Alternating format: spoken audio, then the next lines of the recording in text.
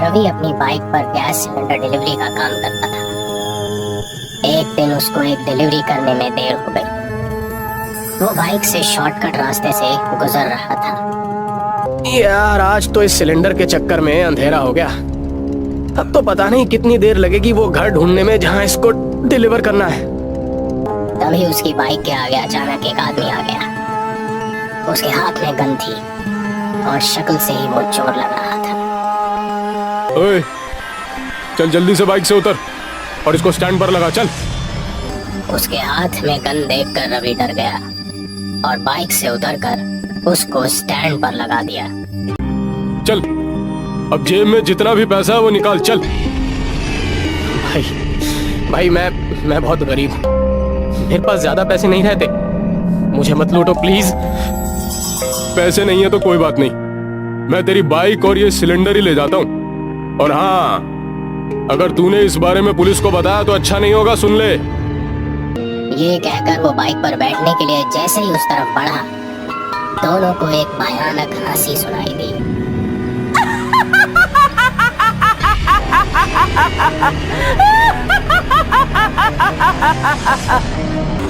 ये देखकर वो दोनों ही डर गए कि वो हंसी की आवाज सिलेंडर से आ रही थी।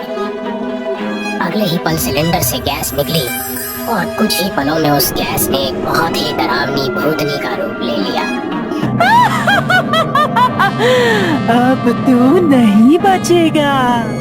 तो उस भूतनी ने चोर की गर्दन पकड़ ली और इतनी जोर से खींची कि वो धड़ से अलग हो गई। उसका शरीर जमीन पर गिर गया और कटी गर्दन से खून की धारें चल पड़ी। ये देखकर रवि डर के मारे वहां से भागने लगा, लेकिन वो भूतनी उसके सामने आ गई। मुझे मत मारना, मुझे छोड़ दो प्लीज, मुझे छोड़ दो।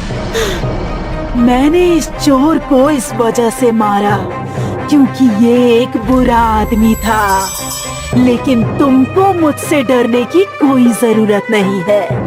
मैं तुमको कोई नुकसान नहीं पहुंचाऊंगी। तो क्या मैं यहाँ से जा सकता हूँ? तुमको मेरा एक काम करना होगा। कहकर उसने सिलेंडर की तरफ इशारा किया। मेरी आत्मा इस सिलेंडर से जुड़ी हुई है और मुझे मेरे ससुराल जाना है।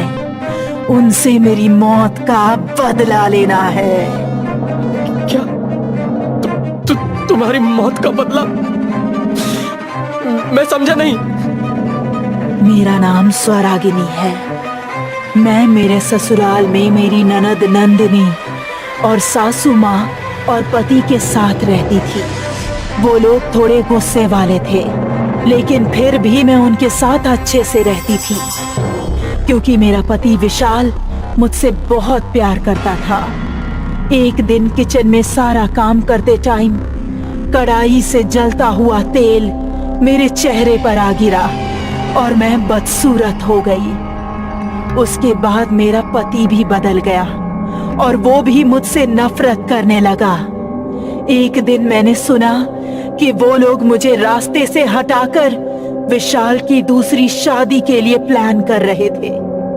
ये सुनकर मैंने उनको पुलिस में जाने की धमकी दी, तो उन्होंने मुझे बहुत मारा और फिर किचन में लाकर इसी सिलेंडर पर मेरा सिर पटक पटक कर मुझे खत्म कर दिया।